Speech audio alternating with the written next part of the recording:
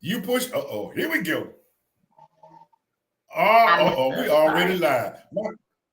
That's all right. We already live. I ain't get no intro, no We already logo, live. no nothing. So I'm gonna do it like this. Since my co-host tried to set me up, since I got all dressed and fancy. So look at here.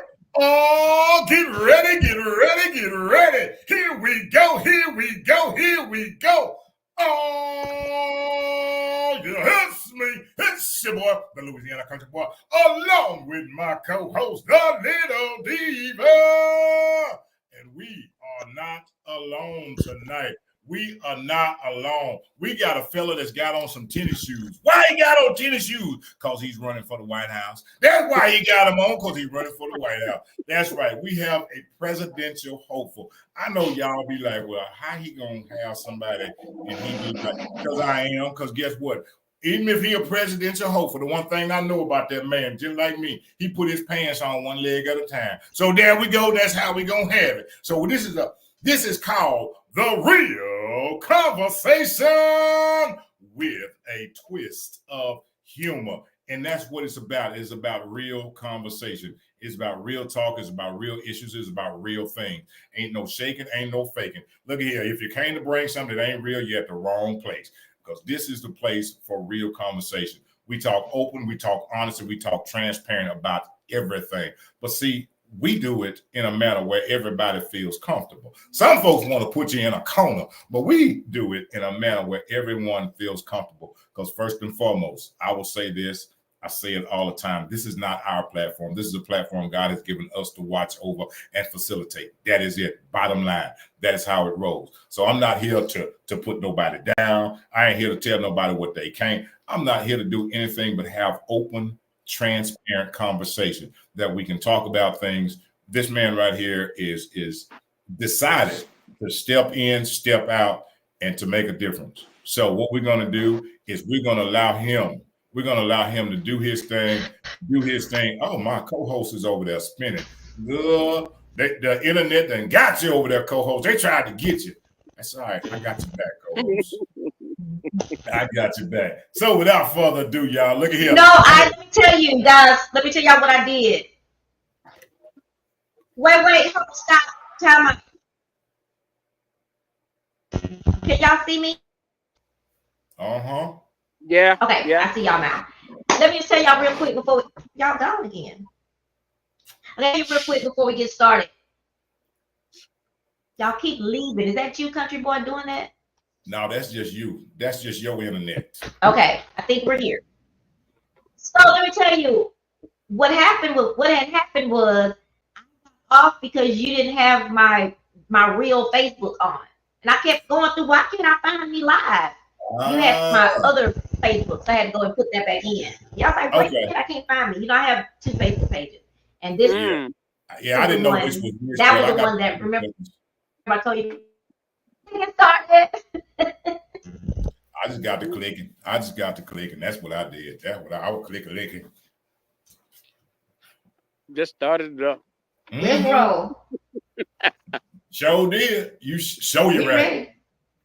Yeah. Well, she done it now. All right, so. Go get him! Look, go get him, All right, are we ready?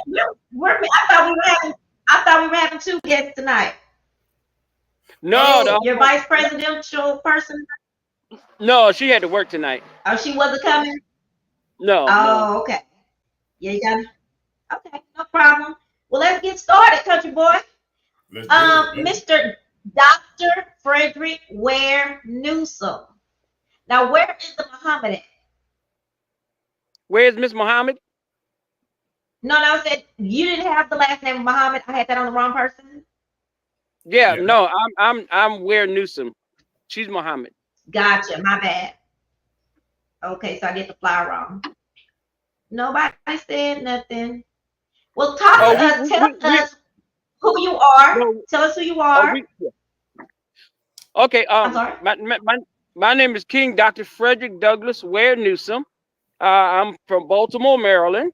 I don't know how much you want me to say, because if you let me start talking, that might be a mistake. because I'm on. And we gonna roll. That's what we want. We want you to first just talk about who you are, where you're from, and then I might have another question for you.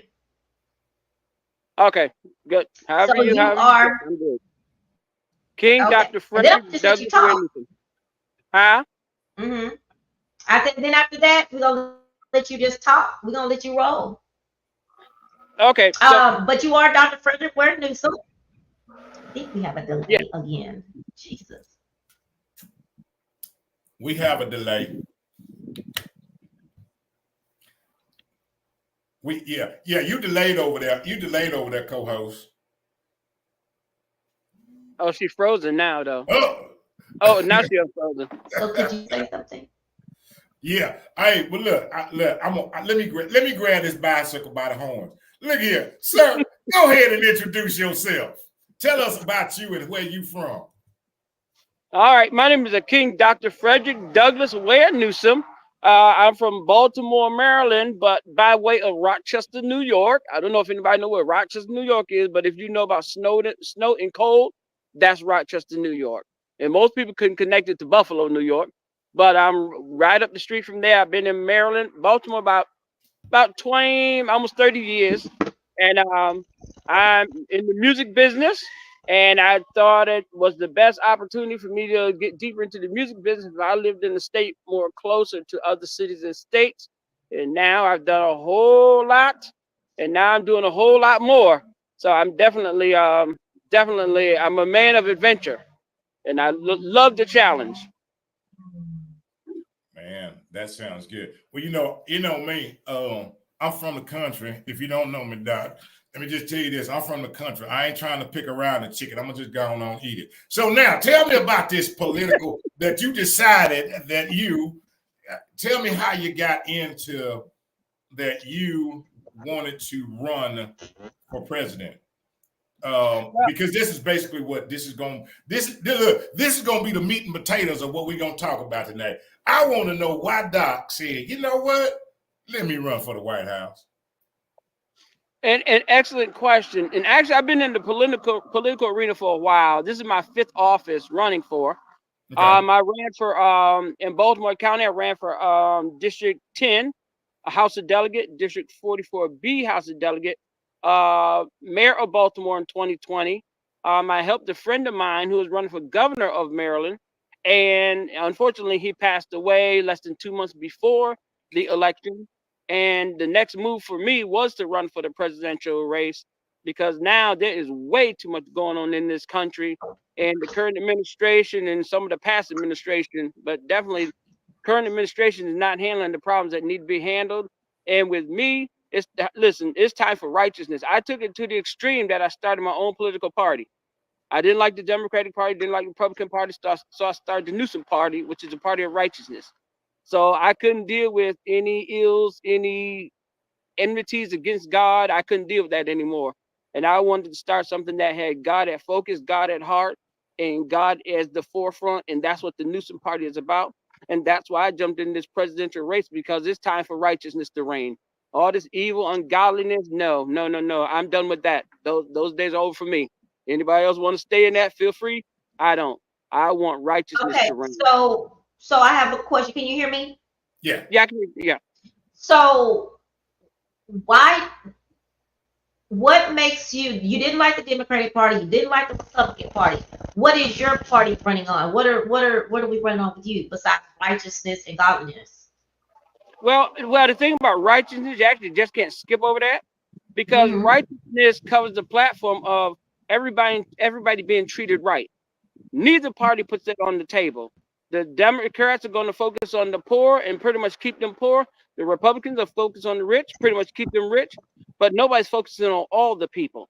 That's why we're different. The only way you can start a political party, you have to show the difference, what you have than other parties have.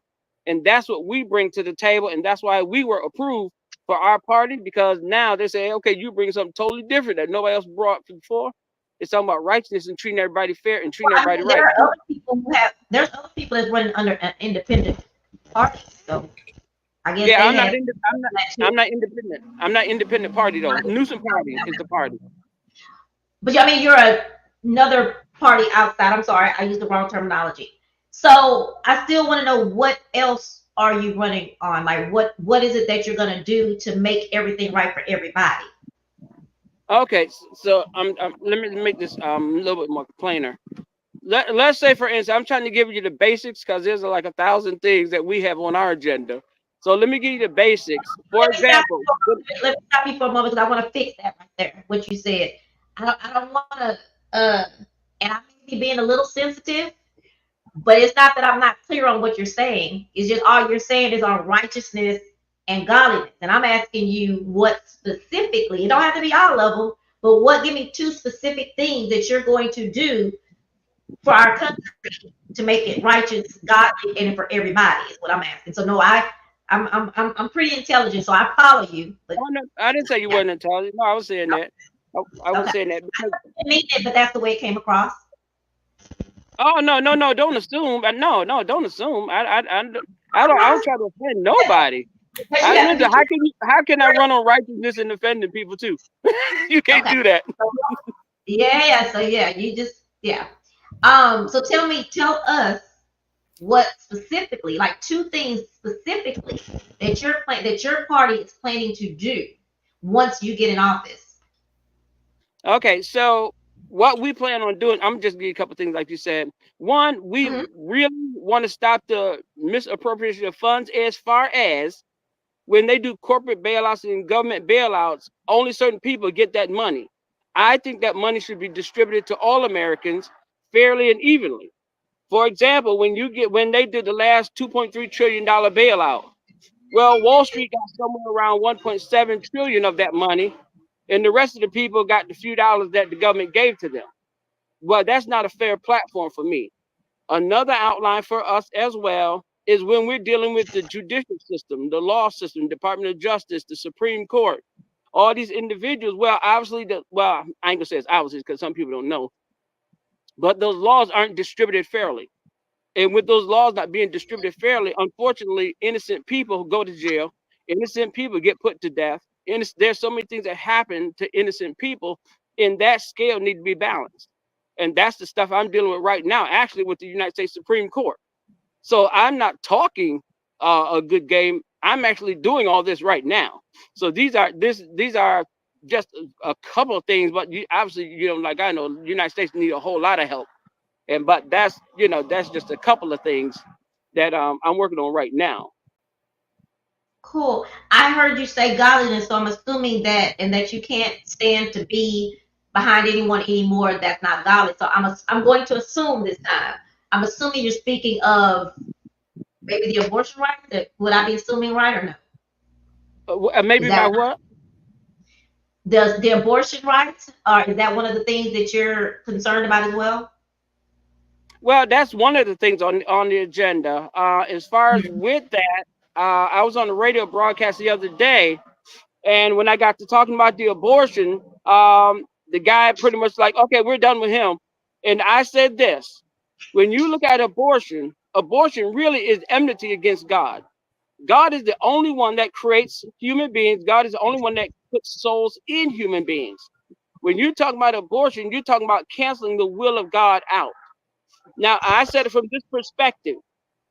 If we look at Jesus, when he was born, well, there was an assault put on the children 2 years old and under, hopefully to get the Messiah to deliver. When Moses was born, there was an assault put on the children 2 years old and under, hopefully to get the deliverer. Well, actually, the devil said, I'm changing that plan. He said, I'm going to get them before they even get out the womb. Hence, abortion came into play. So now, other people that I talk with, other candidates, everybody I see, nobody's focusing on the spiritual aspect. That is enmity against God. Nobody should be sitting So there killing God's creation. let me say, we're talking about you want to be a president for all people. So I am Democratic. I am voting for Kamala Harris. And one of the reasons I am is because she says she's for all people, and all people include those who may not be Christian. That would be all people. Yeah, Right. well, that's right. But you can't listen at the same time. You can't be for all people and killing people. So those two don't even make sense. She's for Well, all people. And see, I don't listen. I don't know. that is not doing is not. They may not believe in abortion, or they are, but everything you're saying on godliness. What about those people? Are we not going to worry about people who don't believe in God? They just out of the picture now. Or are we going to No, really no, no, think no. about? No, and see, that's why I explained righteousness in the beginning, because most of the Mhm. people think, oh, righteousness, oh, godliness. No, no, no, no. These two per se, and with the Newsom party, this doesn't have nothing to do with that. Righteousness is individuals who have the ability to treat people right or to do right, but don't do right. And that's why I gave the example in the beginning about the federal government when they do bailouts. Certain people get a lot of money, certain people get no money. That's not righteous. That's not godliness. When I talked about the Supreme Court and innocent people going to jail, none of those people have nothing to do with Christianity, Buddhism, Muslim. It has nothing to do with none of that. The righteousness I'm talking about is not a godly righteousness as far as everybody got to be godly, everybody got to be a Christian. No, everybody just have to have the ability to want to do right. And that's why I usually explain that in the beginning, because then it gets down the line and people not clear what I'm talking about.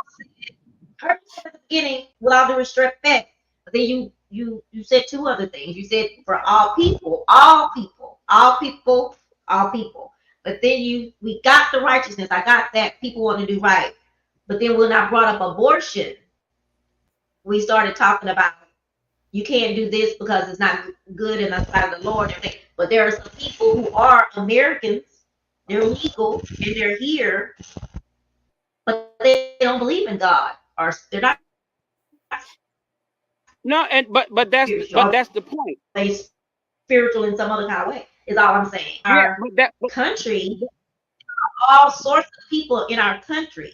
So if we are speaking of making this a better place for everybody, we've got to think about those too. And I don't know how you feel about the LBGQ community, but some people may say that that's not Christian like, right? But they are people and we have to cover them too. So I just always want to be careful on that. Again, I'm a Christian, believe in God, da, da, da. But when we talk about country and politics, we got some people who you or other people I've spoken with that are, and they're like you, they're running for spiritual reasons. They're running because they want things to be, they don't believe in the abortion rights because it's not Christian like. They don't believe in the LGBTQ community if I'm not saying it right, I'm sorry, forgive me. So that's all I'm saying. But my next question for you off of that hold is, on. Let me clarify that for you. Let me clarify. And this is why in the beginning I try to make sure righteousness is understood. Righteousness is righteousness not is so understood. It is very, make it clear. It's very understood. I definitely oh, understand what righteousness is. but the things you just said doesn't make it clear though. Right, but you're saying two different things. Just like we talked No, about. no. Righteous no, but you keep throwing church in there, you keep throwing Christianity. It's none of that. You put Christianity in there. You said No, I said Christianity. no, I said no my Christianity. I misheard. No, I Okay, said my no my Christianity. I said you don't have to be a Christian, you don't have to be Muslim, you don't have to be Buddhist, you don't have to be anybody. You just have to have the ability to want to be right and treat okay, people fair and right. That's totally different. I don't put religion in at all. Religion is not an option on the table. You see what okay, I'm my saying? So, bad. I misheard. I yeah, misheard. no, I don't. Then that's why, huh? I'm sorry. We're in our righteousness. Right. So when you're talking about LGBTQ and all these different things, listen, I'm not for LGBTQ, but just like I'm not for drinking and smoking. If you invite me to a smoking party, I'm not coming. You invite me to a drinking party, I'm not coming. You invite me to an LGBTQ party, I'm not coming. Now, if they want to do that, that's fine. But if they're hungry, I'm going to feed them. If they're naked, I'm going to clothe them. I don't care what nationality is. I don't care what race they is. I don't care whether they're legal, illegal. None of that matters in a righteous format. See, and that's what we don't do. The Newsom party, we don't separate out people like that, and that's what everybody else does. And that's why I say when we're functioning on righteousness, we want to make sure everybody's treated right. Doesn't mean I'm agreeing with everybody's lifestyle, because I'm not. That's just straightforward. I'm not. But if they get protection under the law, that's exactly what they're going to get. Christianity at all. Huh? Say again. So it does, your platform has nothing to do with Christianity, though. I just want to make that clear. You can be what you want to be. Okay. Whatever you can say you don't believe in God, but if somebody wants to attack you, you're going to be protected. If you're hungry, you're going to be fed. If you're naked, you're going to be clothed. My job, my God never, and this is the problem with a lot of people, and not you, I'm not saying you, but a lot of people feel God gave them religion to change everybody in the world. He did not. There's too many religions, too many denominations around the entire world, and people go around with that mind complex that their religion is the best religion on earth. That's why I don't even entertain it at all. Either you want to, the person want righteousness, or they don't. If they want to be evil, then the Newsom party is not for them. It's just, just that simple. It's, they can stay where they're at. They can do what they want to do. God never told me to take anybody's will from them. God never took my will or anybody's will from them. So I'm following the format of God. He never took nobody's will, nor am I. That's a righteous format. If the people want to worship Satan, hey, feel free. If they want to do whatever they want to do, feel free. I don't have no control over nobody's life. That's the righteous format. Okay. So my next thing is, being that you want to do all these righteous things for us, for our country, I think it's great. I just want to know, why did you decide to run for actual president versus running for some of your local positions that we know that's where it's hot. That's where everything's happening. Why not run for one of those positions? No, I ran for those positions and I saw how people acted in those positions. They did evil things, they did crooked things, they did dishonest things. That's politics. That's politics. Yeah, boy, because I know. Well, yeah, but the point, look. So the point is, some people are comfortable with that, but I'm not. Okay, so I've been to those different. I thank God He allowed me to go in them different realms, because I can't. Some people stand on the outside looking in. I'm on the inside looking in, and the things I see, God is showing me, correct this, correct. He's showing me how to correct all these things. So my next step is to run for the president of the United States, because at that level I can correct everything, and I don't have to worry about anybody coming back. I see right now, even if you get Kamala or Trump, you're gonna have the same issues you had 4, 8, 12 years ago. It's gonna be the same thing. It's not gonna be different. So anybody that believes it's gonna be different because Kamala in office, it's just not gonna happen. It's just like repeating the same thing over and over again, but using different people. Why do you think vice president who used to be the district attorney, who used to be in the Senate, like, why do you think that she wouldn't be able to do anything? Well, I'm gonna say this. I'm gonna be clear. Well, why don't you think she could do anything that can make our country better? Why do you think she wouldn't be first? Or Trump? Why do you think both of them? Give me one thing on each of those why you think they would not be able to make our country better. Well, I'll say it like this. Well, you see this war we're in now, and there's probably several wars going on. Well, that's happening on their watch. So anybody, I would not believe. Whose watch? It's happening on their watch. These wars are taking place on their watch.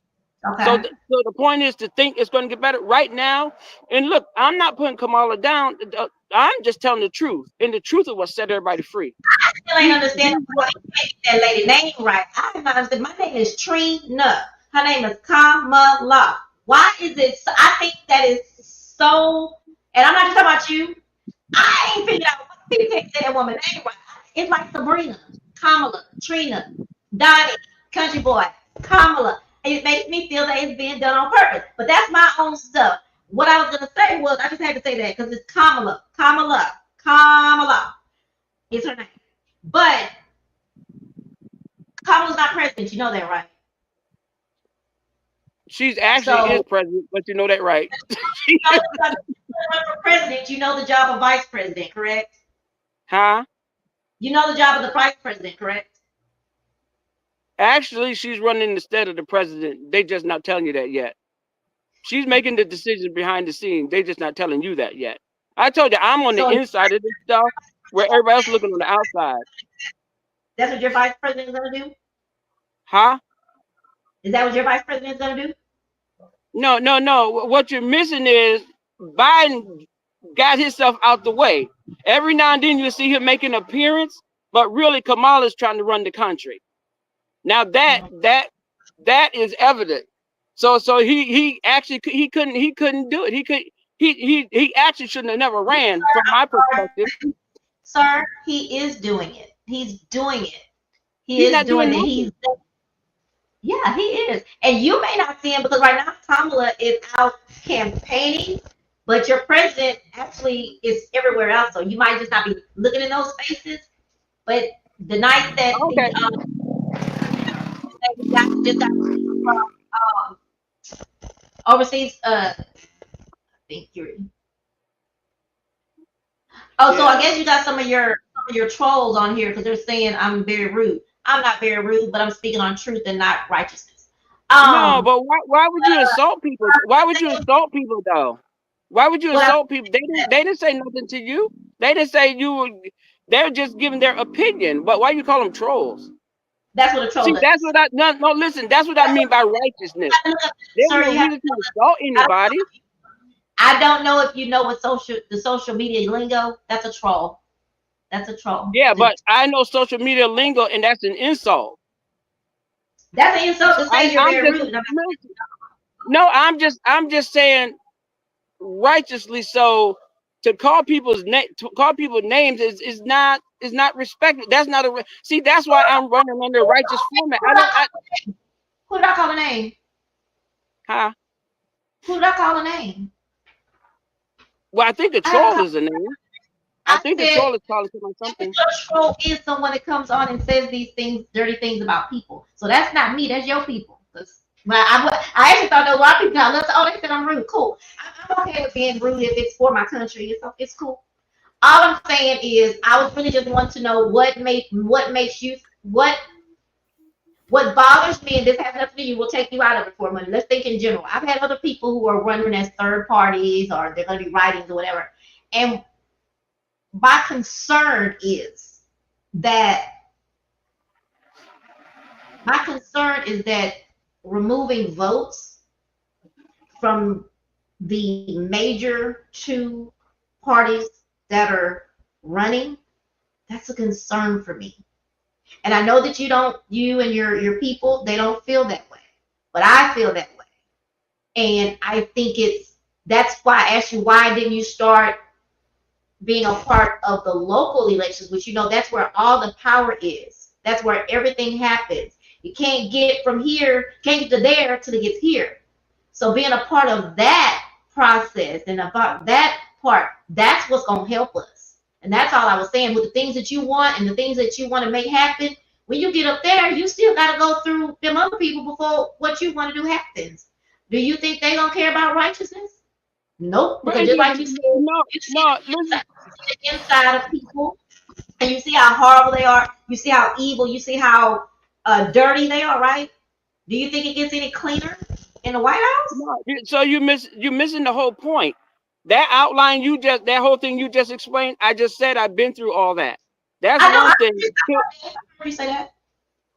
Huh? I heard you say that. Yeah, so what, you're repeating the same thing over again that I just said, though. Well, what I said, I didn't say that you've never done that. I never said you said the mayor. You should go back to the lower ones and no. Governor, I never said either. All I was just saying again was, I'm repeating, just going back to saying, because I don't think I was just saying, my concern is that it seemed like you would have, if you want all this to happen, you would have started where it all works. That's all I was saying. And I also said that. Yeah, I'm not reinventing the wheel. I'm not reinventing the wheel over again. My thing is this, and I'm not on here to fuss with you. I'm just trying to give the points where I'm coming from, because you're doing more arguing with me than me talking. You're doing more arguing with me than me talking. So is this an argument, or is this me asking you questions you may not be comfortable answering? But no. The answers I give you, the answers I give. Just I can't make it an argument. That's not an argument, because people just the answers I give, because you don't agree with me, you start arguing with me, and that's why they called you rude, because the answers I'm giving you don't agree with me. Because since you don't agree, you start arguing with me. So me asking you a question and a follow-up question, that would be arguing with you? No, you're not asking me a question, to follow up question. You're telling me why I shouldn't be doing this and why I shouldn't be doing that and why this. That's not what I didn't think I was coming on here for, that kind of rebuttal. Okay. I mean, tell there's you what. nothing. Huh? I tell you what, you would not be a good debater because you would be very defensive because that's what you See, are doing. you're insulting people again. Why are you doing that? But I tell you, I'm gonna let Country Boy talk to you a little bit, and we'll see how that goes. Thanks for answering. Thank you so much. Thank you for answering my Country question. boy, I have for you. I just wanted to know what your thoughts were in those things. Mr. Country Boy, I'm not being disrespectful. I try to be as fair and honest with everybody. I try to be as fair and truthful with everybody. I don't come on anybody's program to insult anybody. I've done hundreds of interviews. I don't come on anybody's program to insult anybody. So I don't want nobody to take it the wrong way that, oh, he don't want to answer the question. No, I'm answering every question, but the answer is not suitable. It's the viewers see and they just see what you're saying. It's fine. I'm just asking the questions. And I've never been told that I was rude on my questions. My questions are the questions. They're some of the same questions that have been asked on the debate stage. So okay, that's fine. I've done hundreds of debates. If I don't agree with you, it's not me arguing with you. That's just me following up saying, well, why can't, all I was saying was, but I understand what you want. I understand that you want the country to be full of righteousness. I get that. And all I was saying you're was wrong. So you're wrong. So that's where you're wrong. No, you don't get that. If you're saying that, then you're wrong. You don't get it then. So that was a moot point. If you're saying that, then you're wrong. You don't get it. So there's no way you're gonna make that right. You'll come up with 100 different things, but you can't make that right. okay. But I was finishing up saying the only thing that I was asking you were those few questions to find out like why not, and I don't think that's insulting by asking you why not run. This is something Country Boy talks about all the time. All the time. Am I right, Country Boy, about starting with the local? Because that's where the work comes in. But I'm gonna let him step in. I do thank you so much for answering the tough questions. Was not arguing. I didn't think they were tough though. Those questions weren't tough. I agree. You know, that's just not who I am. I am a woman, but I'm not gonna just bow down to something I don't agree with. Okay? No. I didn't say that. I didn't say that at all. You were not disrespectful to me at all. At all. I appreciate you taking the time out to answer my questions, and you've done so honestly, and I thank you for that. Boy, look here. Y'all see how I be at the table? I tell you, when you come to the table, Lord have mercy. Boy, look, you see when you get the family from the north together, and they ain't been down south in about 20, 30 years, and you get them together, and then they fighting over that one old piece of grandma chicken. You know, grandma get that good old chicken, and all of them be putting it, they all be trying to get that one piece of chicken. Boy, look at that. That's why all Country Boy just sat back. Because I ain't trying to get the piece of chicken. Just give me some of them crumbs, Grandma. Give me some of them crumbs. I know where them good crumbs at. But look here. Look, I appreciate the crumbs, dude. I'll take the crumbs from the master. I'll take the crumbs from the master's table, dude. Well, look, Doc, I want to. I have no dog in the fight. But you know, I will ask you this, and this is my standpoint, and I say this here, I said it to you earlier when we had our conversation. Mm-hmm. For me and politicians, okay, I think that's I personally feel, and my co-host doesn't like when I say it, I feel that they all crooks until they show me something different, okay, and I say that's one when it begins to. When you walk in whatever it is you're talking about, that's the first thing. The second thing that I will say is this: it is very. You've been on the inside. I've always been on the outside. But what I've seen, and sometimes is what you're talking about is renewing of the mind and transforming. We shall not be conformed, but transformed. And that's a very, very, very, very big piece of pie to pass because there's so many people that are fighting against, so many people are living in the worldly aspect of it, should we say. You talk about the diversifying of funds. Here's how I see it, and it's just how country see it when I'm sitting in the country. It's very difficult to diversify some funds when the ones that are in control ain't about diversifying. And I'm not talking about the president, and I ain't talking about the vice president. Those are not, to me, president, vice president, those are all figureheads, okay? For me, that's my opinion. This is just country opinion. The president and the vice president are no more than a figurehead that everything else runs through the House and the Senate. Right. That's where everything else is done. Okay, yeah, every once in a while, every blue moon, you can have an executive order, but everything runs through the House and the Senate. To the people, let me just say this. Let me get on my political bandwagon. To them people that went home when they say, oh, it's time to take a break. Oh, we ain't finna come back and vote on nothing. Those are the ones. Them people right there. Them people that went home that nobody thinks about them. Why we got to take an election break because it's election time. So instead of sitting your butt here because that's what you're getting paid to do by these people out here who are struggling, they at the House right now. Running for an office that they've been in for 10, 20, 30, 40, 50, 60, 70, 80, 90, 100 years. They spent a whole session fighting, but they knew how to pass a bill about some dadgum TikTok. But they sitting in session fighting over people that's starving and people that's going through some things. But no, they didn't have a problem. They didn't have a problem coming together to say, oh, let's ban TikTok. Right. Let's get our heads right, because what's happened for me, okay, this is my political bandwagon. Let me beat this thing. For what's happening is that we're missing it. And I totally get it. And I agree with what my co-host said about this. And I will put this to you like this. I understand that you have a wonderful party. You have a wonderful platform. However, let me ask you the question. So what happens if you don't succeed? And one or the other, where will your platform be then? Where will you be then with what you are trying to do? Now, and the reason I'm seeing that in my mind is this. So could you not infiltrate? Is that a good word? Infiltrate one of the other parties to bring what you are, the positivity that you're talking about, the righteousness that you're talking about, to bring that to one of the other parties, to make them not so outwardly motivated, because that's what it is. All this crap here ain't nothing but outwardly motivated. That's what it is. It's outwardly motivated. Everybody is trying to get the dollar. Everybody's trying to get a position. Everybody's trying to get something.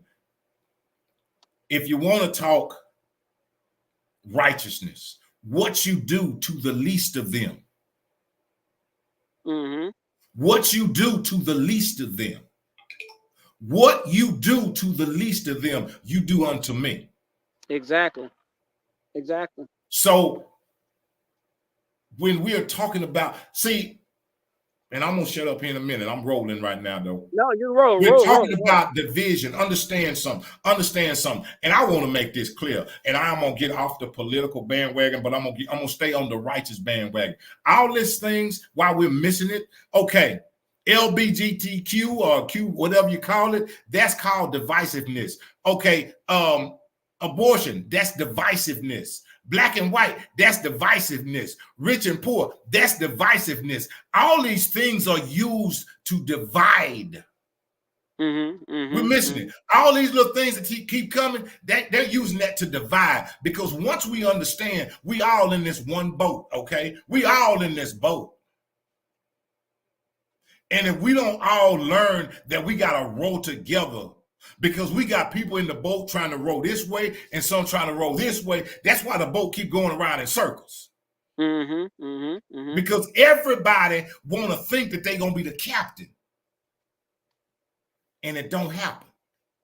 See, what makes a great captain? A great leader is not the leader, it's the ones that follow. That's what makes a great leader. It's the ones that say, you know what? Let me put this down. Let me sacrifice. Let me sacrifice mine for his. Mm-hmm. In the end, my righteousness says this: not my will, thy will.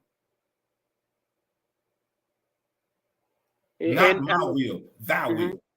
So when that's the platform, but when I say that, I say it's so. I feel what you want, and I feel how you're being led.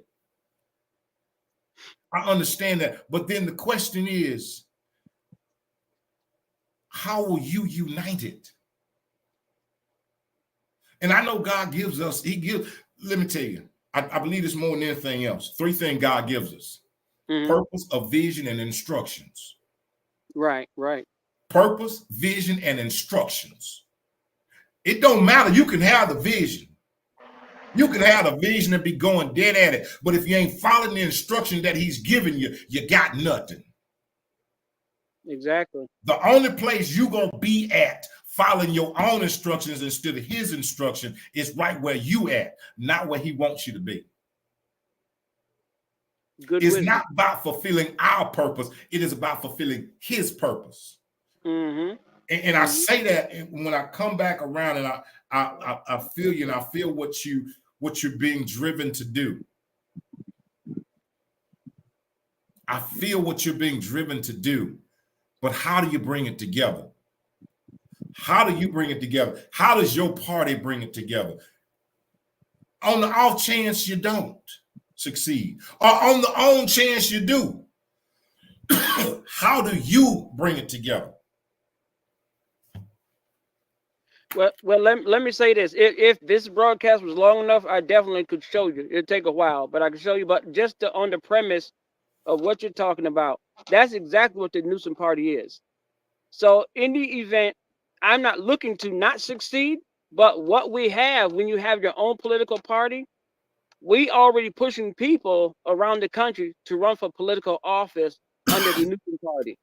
So that is already in motion. So we're not guessing at anything. We're not trying anything. I don't really care for guessing, and I don't really care for trying.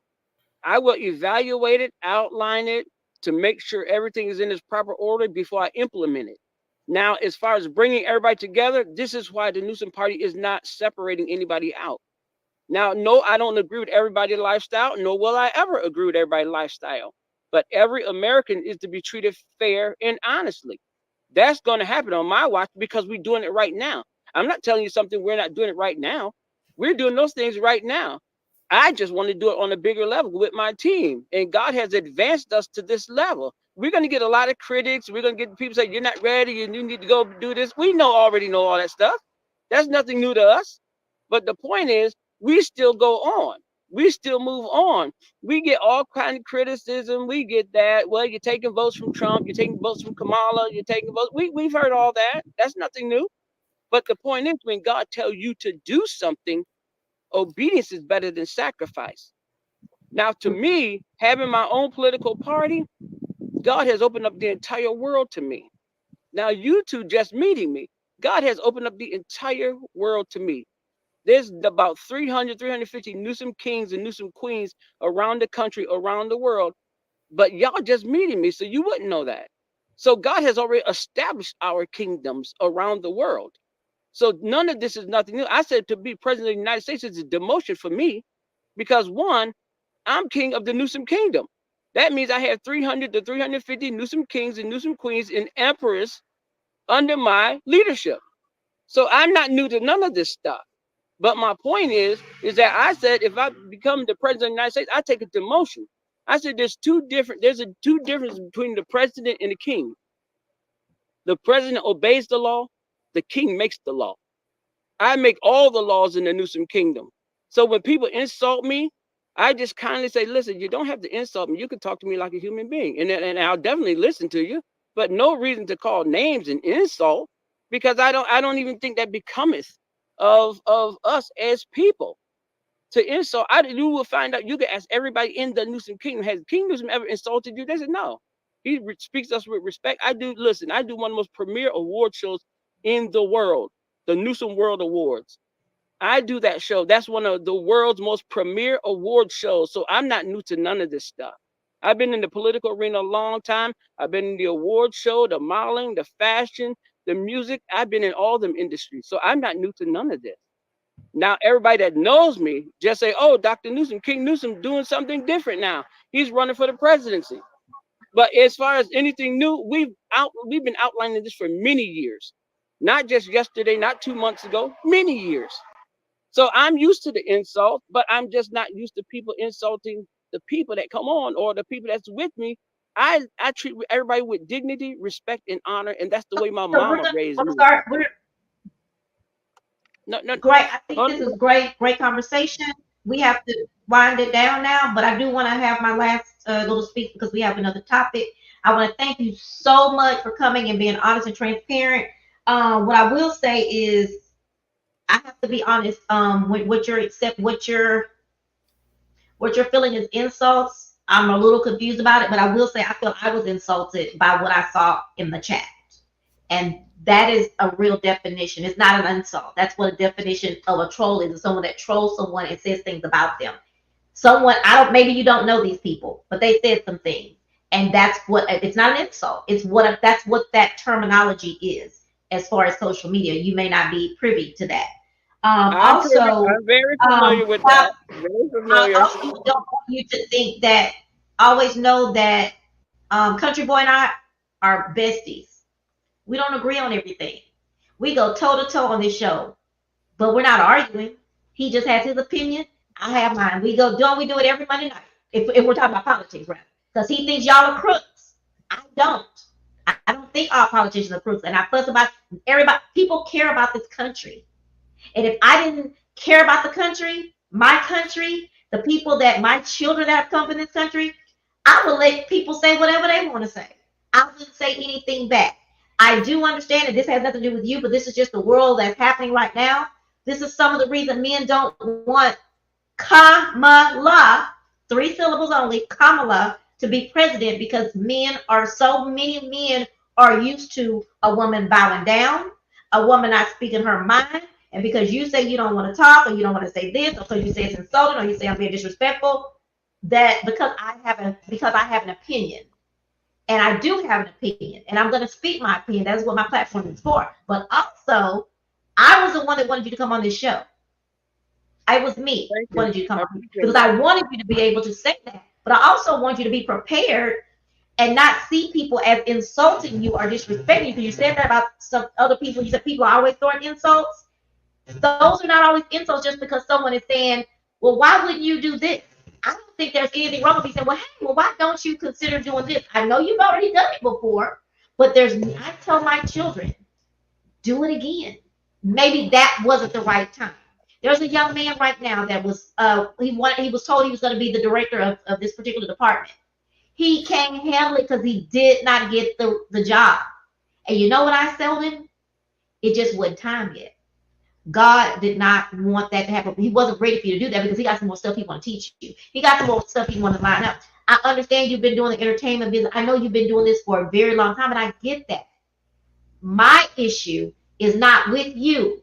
It is with the fear for me of what I'm going to end up getting if votes are taken somewhere else. And you have a second plan. I love that you have a second plan. I love that you have this organization where you're the leader of over 400, at least 300 to 400 people, right? But right now, we got 20 something days to choose to vote for a president of the United States. And most of those votes are out. So if we lose this election because, I don't know who the pregnant man was I talked to last week. Talked to somebody before last. So he got some people going to be on, he's taking some votes. Then you got your party votes, and then we got people that's writing in people, right? And then you got the Green Party. I know that y'all one of the people, but I'm one of those people, kind of like what Country Boy said. What could we do to come together? Could we compromise or something like that to where I can help bring my ideas into your party? I can bring my people into your party. We compromise. We get you to be president while we help you here. That's what I'm saying.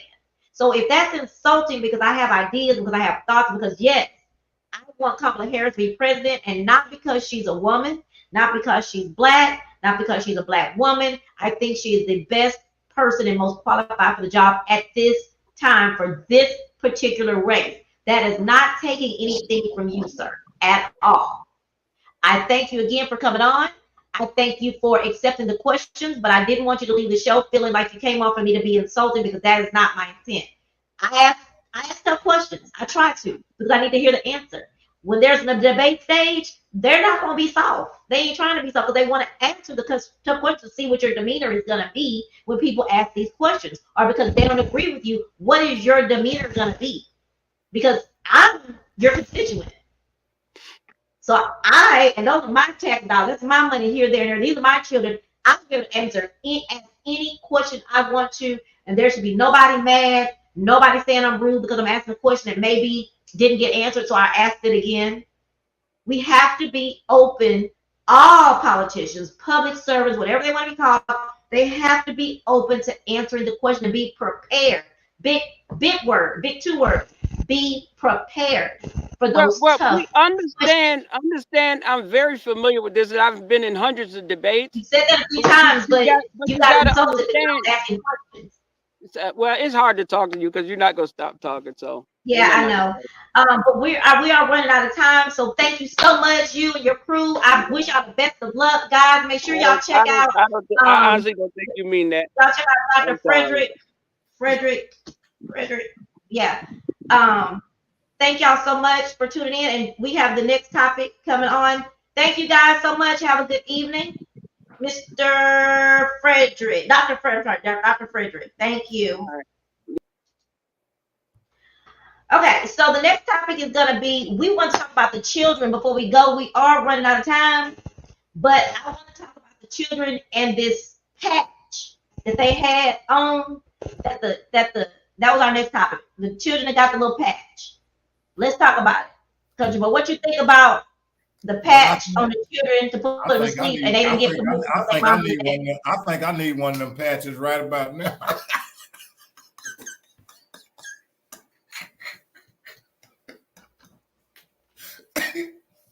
I think I need a patch. Have y'all heard about the teachers that are putting the patches on the kids to put them to sleep? Have y'all heard about that? They asking for permission from their parents to put the patches on them. They did what? They asked for permission. You know, we talk about I thought you said they asked for permission. They put the sleep patches on the children. Yeah, they put the sleep patch. Look, oh yeah, that was all thing I gotta say, and I wished I would have reached out to about 2 or 3 of my teacher friends to have them, because here's my dilemma on that. We're not talking about daycare where kids go to sleep. Kids don't even go to sleep in school no more.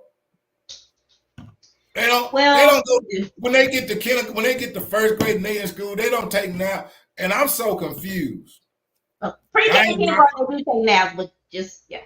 I ain't knocking no schooling, but I'm going this. If your job and you signed up for a job to be around them little kids, and you go like, oh, I'm gonna be a kindergarten, first grade teacher. You knew what they was gonna be about. So what? You already knew they was gonna be full of energy. But here's the thing, and I have to go back, not just on the kids, not just on the teachers, but again, it's for us as parents, okay? Because I'm a parent as well. If we're not asking and paying attention to our kids, let me just say this. I'm gonna say it from my heart. I'm gonna say it with my chest stuck out. Understand this. They just discovered this in October. No, what is this, October? Yeah, this is October. They just discovered this in October because some parent actually was made aware of whatever child went home with a sticker. Let me tell y'all something. If they just discovered this in October, it wasn't the first incident. Wasn't the first incident. Right now, it was not the first incident. That's why I understand. Okay, don't get me wrong. I understand single parents or even 2-parent household that you have a lot of things going on. You got this, that, and the other. Let me tell y'all something. You better pay attention to your kids. You better set when you go get them and you go pick them up. You better start asking questions. You better ask. Look at that backpack. You better, because if you don't, these are things that are happening. Unfortunately, this is this world. This is this world that we're in.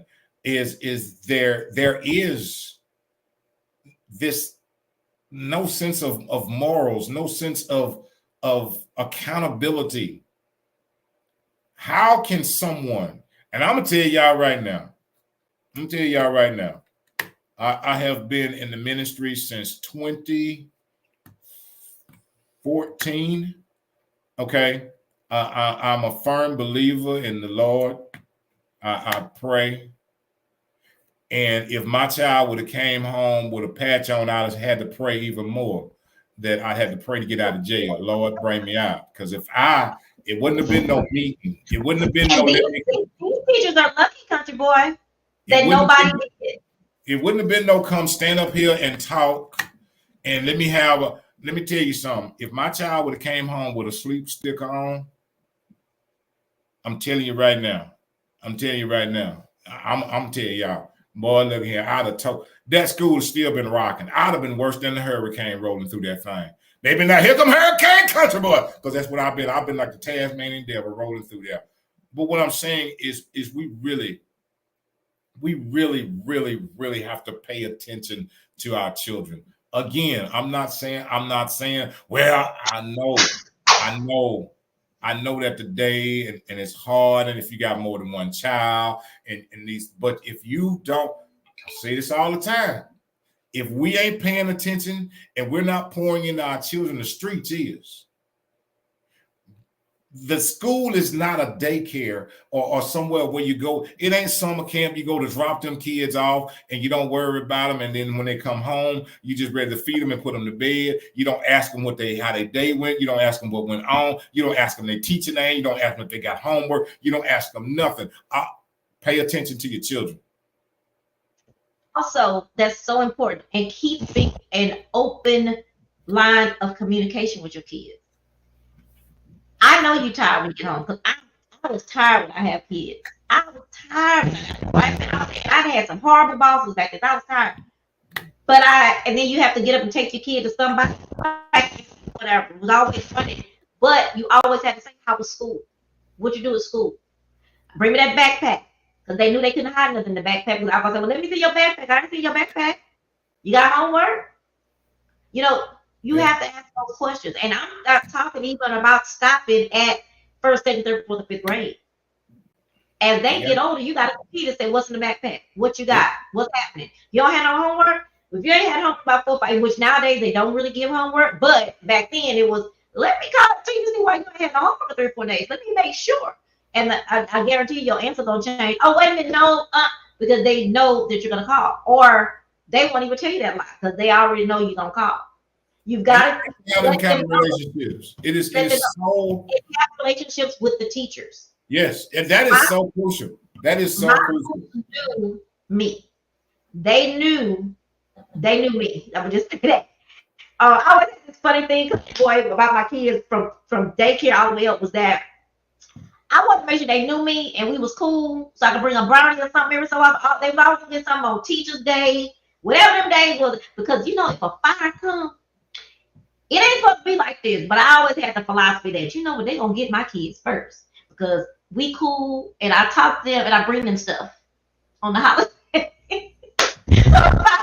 Look, we gonna get all the kids, but we gonna get a lot of kids. Let's make sure you're having the Kayla all right. Come on over here, y'all, because your mama's gonna be crazy, or she gonna make sure she bring my food. But no, it is that, and I'm really serious about that. I really did make sure they knew me for that too. But making sure they know you, because sometimes they will give you other information that they sometimes probably shouldn't tell you. They'll give you inside information that you may not need to know. They watch out for you, but they watch out for your kids. If you build some type of business relationship with your team, make them know your face. Yeah. It is so true. I totally agree. I came up in that age where, everybody, I was afraid to do something at school because it would make it home before I did.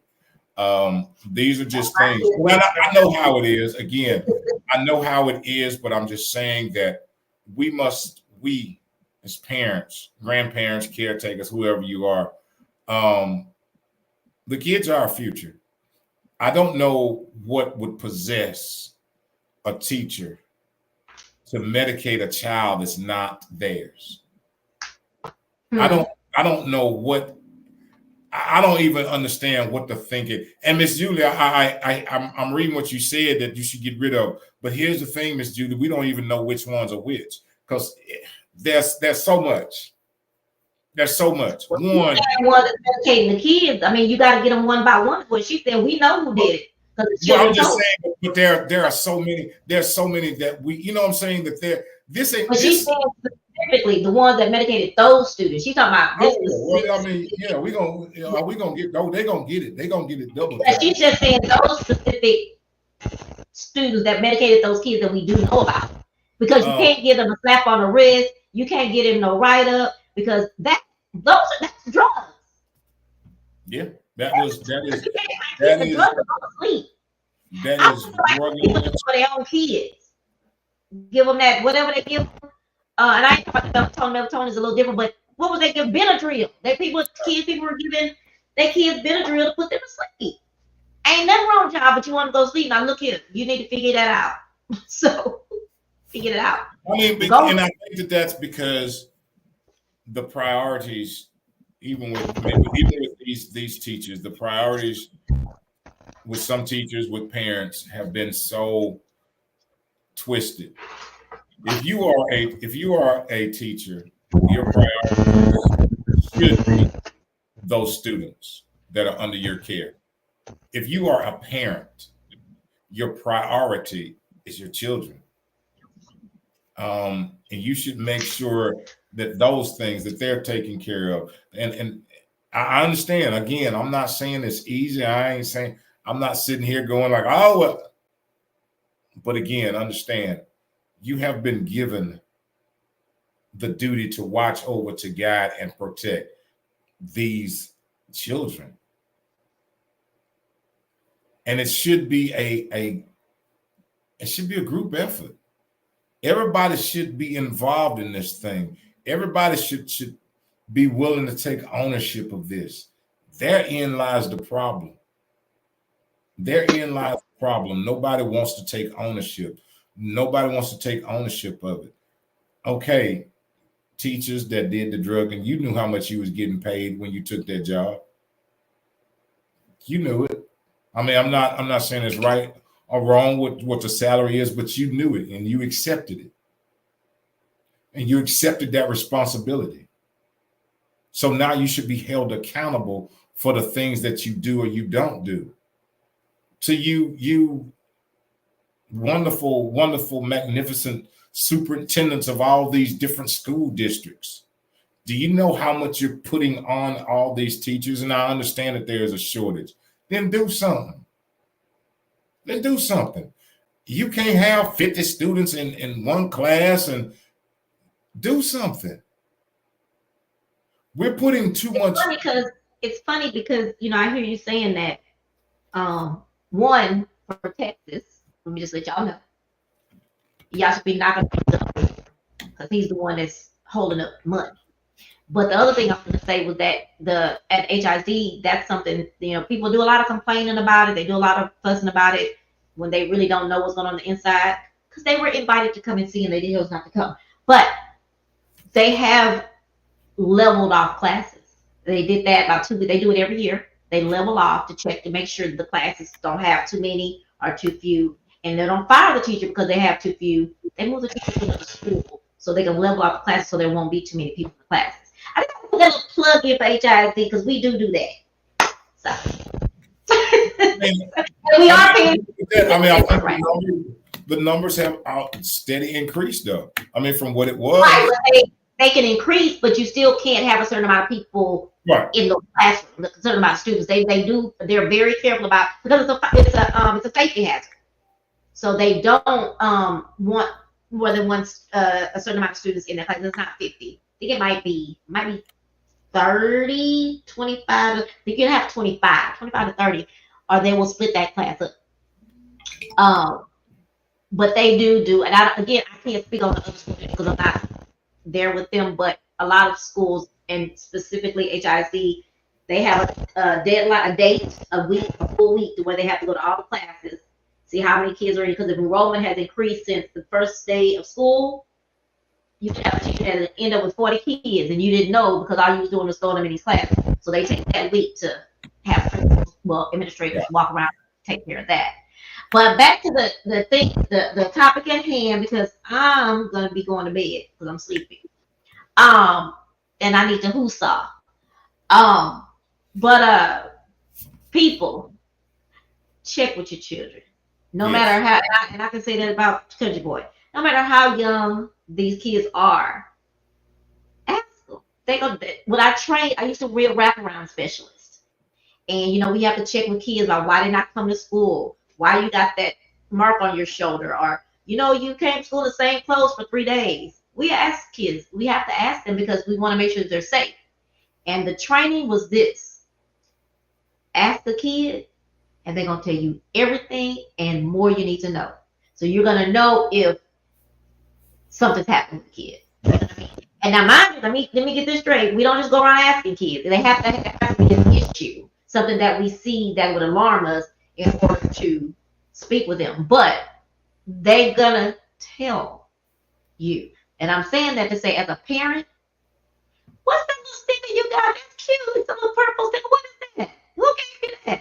What did you get that for? They gonna I know the executive producer gonna show up today. She gonna tell you more. She probably gonna tell you the manufacturer of the sticker. Indeed. Is she anything like my Taylor? Because Taylor used to give us all kind of fun facts, so I'm sure she would. Now, what you putting on my wrist, Taylor? Now, what's this for?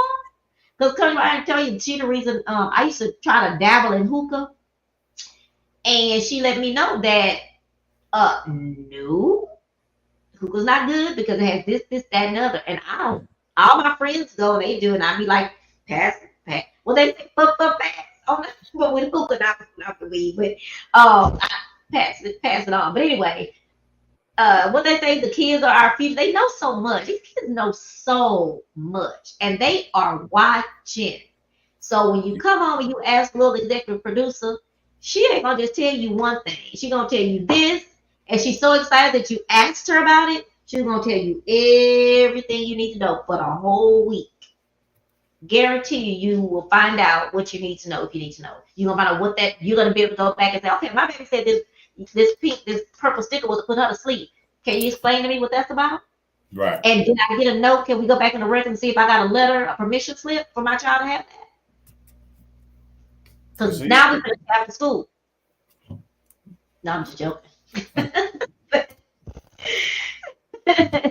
No.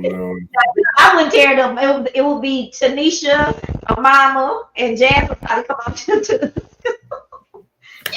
I don't know. My little babies now, Courtney and Dez. Back then I wasn't I did a lot of talking. I got my points across through talking. But I believe I fight about them boys now. I believe I'm old enough to fight. I believe I fight. I need you to come get my bell, get my bell, because I'm down here. I'm heading on to the place. I had to go jump on this lady because she done gave Courtney a jelly bean and he done choked on it. Oh wow. And I'm laughing. I can't say this about my daddy, y'all.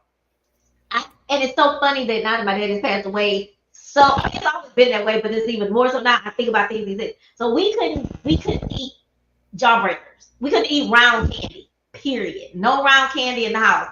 Because one time my sister choked on a jawbreaker or something. And my mama froze. And my daddy had to come running in the house and do that stuff and get it out. From then on till we was, 20. Y'all eating that round candy, huh? He didn't want us to eat round candy. It was not allowed in the house. Red punch. You ready red punch on the floor? We couldn't have red punch in the house. And y'all think I'm joking. I'm telling you, to about 17 years old, you still ask us about round. Girl, y'all eating on that round candy. So, I do understand. Yeah. But anyway, thank y'all. I'm gonna pass it on over to Country Boy. I did want to say, and I'll be saying thank you for a long time because everybody's been so well. Let me not say that. the people on our show have offered so many kind words and so many comforting words. I just gotta continue to say thank you. And I ask y'all to continue to pray for my family, because this is tough. And Chili Bill Smith reminded me today that he called me last night. No, he texted that, can I call? You know, like call. And I was like, yes. I answered the phone and just bust out crying. And he was like, okay, well, we don't call you back. So I texted today saying, I'm sorry.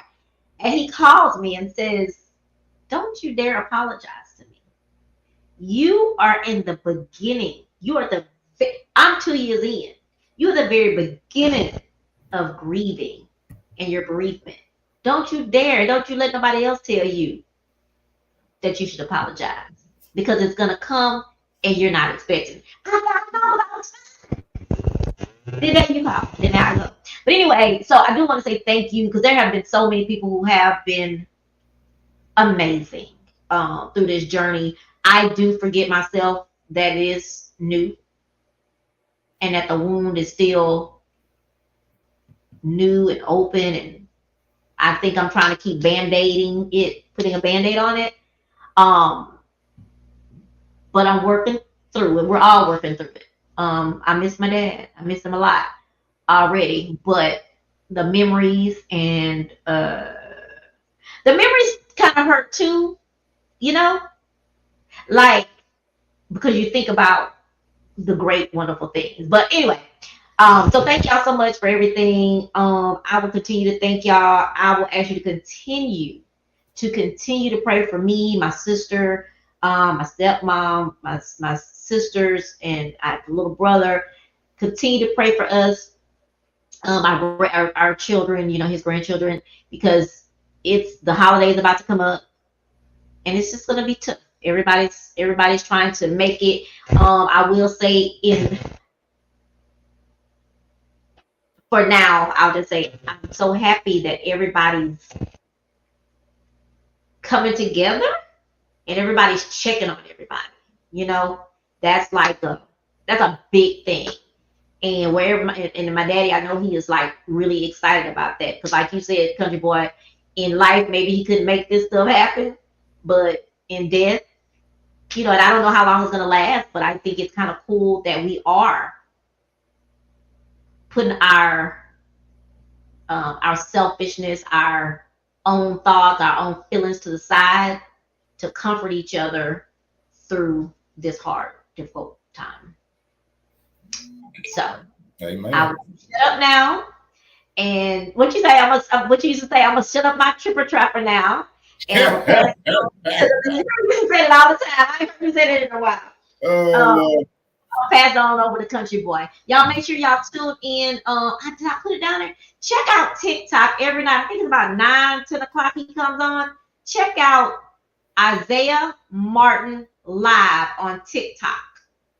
It's really it was actually a pretty cool show. It actually gave me a little confidence in talking to certain people, but about the topic of this election. But check him out. He's a young man. He's a really good friend of mine. I knew Isaiah and his brother Joshua since they were running around wiping their nose wearing lit up shoes.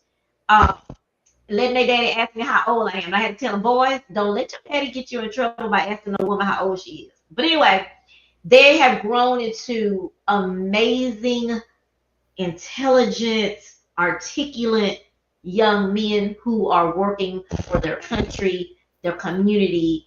And one of them was a mentee. Sheila Jackson Lee was his mentor.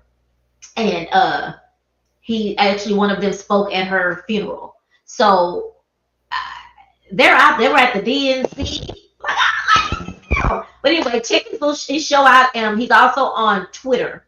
Isaiah Martin, Joshua Martin. They're both on Twitter.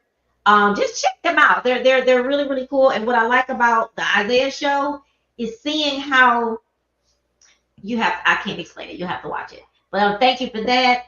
And something else is happening this week. Oh, I'm selling ads, but it's a fundraiser for some of the things for our cruise that we're about to leave on. We got a month. So if you want some exposure for your business, business is, or if you just want to post something and say, good luck, country boy, good luck, little diva, the real, if you want to say anything, you can buy business card size for only $50. $50. That is the least expensive ad, and it's gonna go inside of a nice souvenir book to where everyone will have one, and they're gonna see your ad, whatever it may be.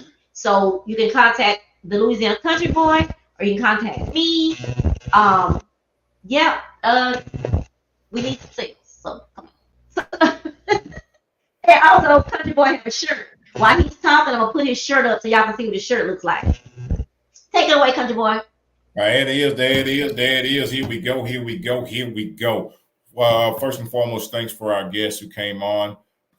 Thank you so very much for taking the time out of your schedule to join us. Thank you to each and every one of y'all for tuning in, and greatly appreciate it. Understand this is that we thank you. We thank you for allowing us into your homes, to your TVs, to your radios, to your cars, to your job, wherever it may be. We thank you so very much for allowing us in. Old Country Boy will be back. I'll be back tomorrow night for Talk to Me Tuesday. Country Boy. I know you're not interested, but y'all keep in mind that tomorrow there's a debate between Allred and Cruz. Okay. Running for state senate, I think. It's going to be a cool debate. Check it out.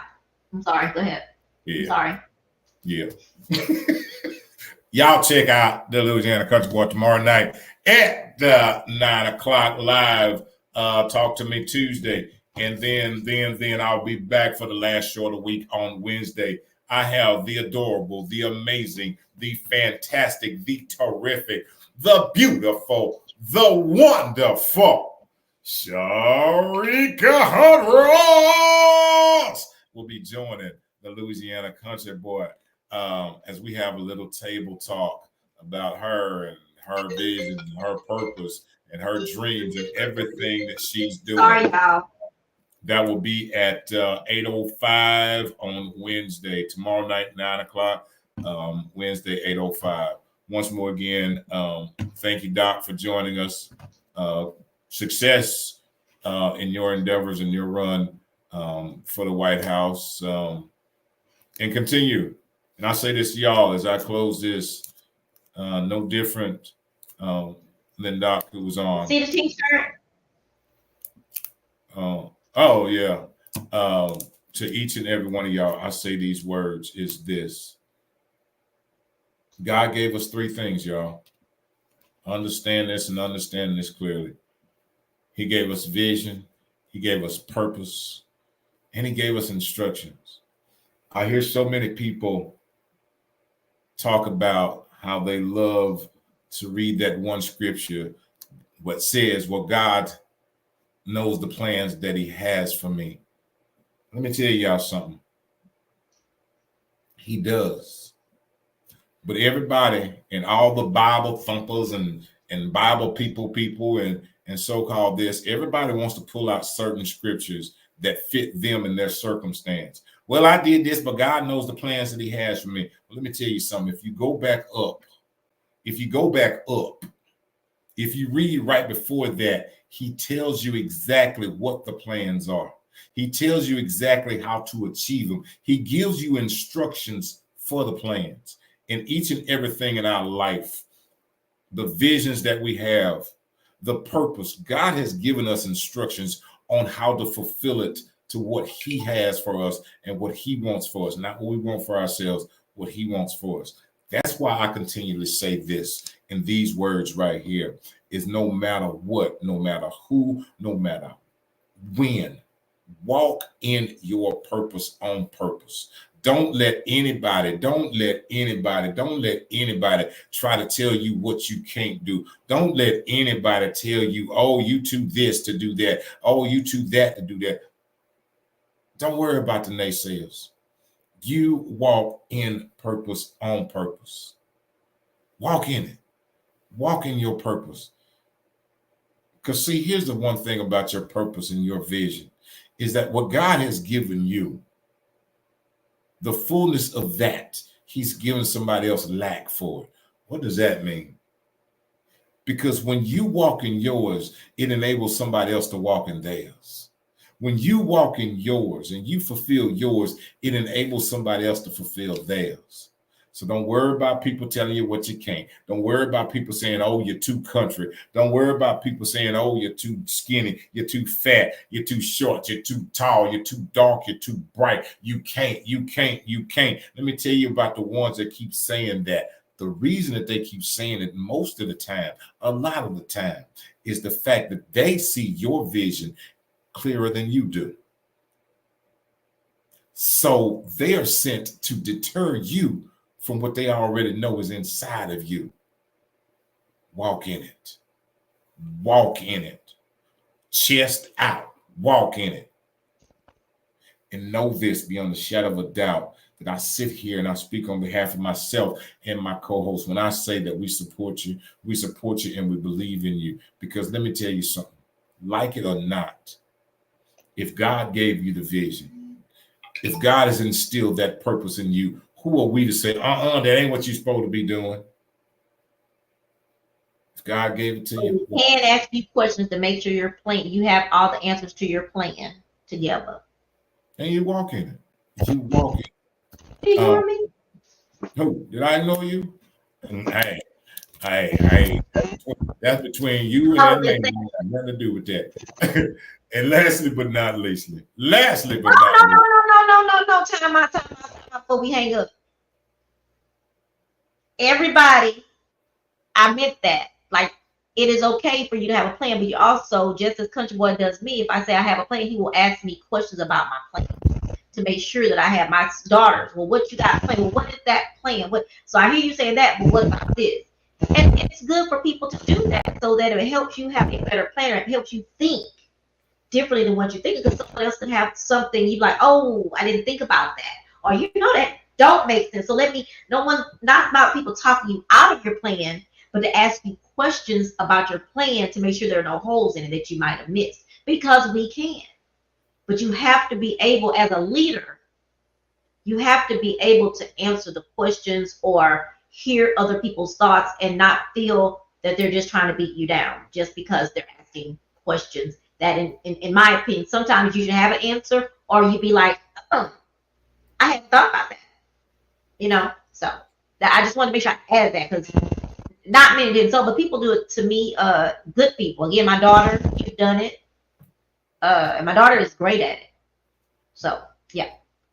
You can have a vision, but have someone that you're okay with saying, have you thought about this? Have you thought about this? Have you thought about that? And don't be offended. Okay. I didn't want you to make it like, I didn't want you to make light of that, me saying that. Can I finish? Yeah, just don't make light of my statement because it was important. Y'all, look at him. Kamala. It's 3 syllables. Lastly but not leastly. When the good Did you see what Julie said? So you be trying to act like I'm bad. Miss Julie said, wait a minute. Julie said, it really ticks me off because I know you know how to pronounce her name. Why don't you just say Miss Harris, sir? Yes, Miss Julie. Yes, Miss Julie. All right. When the good Lord woke you up this morning and you cleaned out your ears and you tried to hear. Miss Julie, you see, I'm trying to put them up. I'm trying to go. Miss Julie. Leave Miss Julie words. I got a word right down here. Miss Julie, she talking about she was hungry, but she sure is. You ain't finna make me look crazy. I want to make sure Miss Julie got her. Miss Julie laughing. When the good Lord woke you up this morning and you cleaned out your eyes, you cleaned out your ears and you tried to hear. But the wonderful words just did not come clear. If you was rolling out today and you was trying to hear, but the country boy's voice was nowhere near. Well, here it is, past time. And once more again, I'll say this before. This, once more again, is the longest running Monday night show, Monday night podcast right here. Y'all are a part of history. This is the longest running, consecutive running Monday night podcast. We have been doing this consecutively every Monday night. We have been up against NFL football for 3 years. And guess what? They end the season, but we keep on going. So we thank y'all. We thank y'all. We thank y'all so very much. So once more again, I say this. Know this. And I say this with my chest stuck out to each and every one of you. Before I say that, I'm gonna give a little quick recap. I had an opportunity this weekend to travel back to Louisiana. The Louisiana Country Boy was actually back in the boot for a few hours. I did something. I went and I went to the old home place. I took my shoes off and I took my socks off and I walked around on that ground. And as I was doing it, all I could think about was that scripture when Moses went up to the mountaintop and God said, take your shoes off because the ground that you're on is holy ground. And that's the only thing I could feel is when I went back home to that place where I grew up, that place where I was reared at, that place where I used to run around as a kid. I was on holy ground. That's where it all began. Did I know back then where I'd be at today? I did not. But the foundation that was instilled in me back then. I didn't run around to see a whole bunch of people. I got to do some things. I got to sit with my best friend that passed away. I got to sit with his mom and sit on the porch, and we sat on the porch and we just talked. I got to go to the old home place. I got to see my siblings, just sit and talk. I said this, Miss Julie, and I'll say this. Sometimes we're so quick to talk about the things we want to disconnect from. I can disconnect from this person. I can disconnect from this. But sometimes what our soul needs to do is reconnect. Sometimes our soul and our spirit needs to reconnect. And for me, going back to the boot, I had the opportunity to reconnect. So when I tell y'all this, I can really say it with my chest stuck out. I can say it beyond a shadow of a doubt. When I tell each and every one of y'all, know this unequivocally, is that we love you. We love you unconditionally. There is nothing, absolutely positively nothing that you can do about it. And that's it. That's all. And we done. Thank you so very much, co-host. I'm out. I'm finna hit the clip. Wait. I need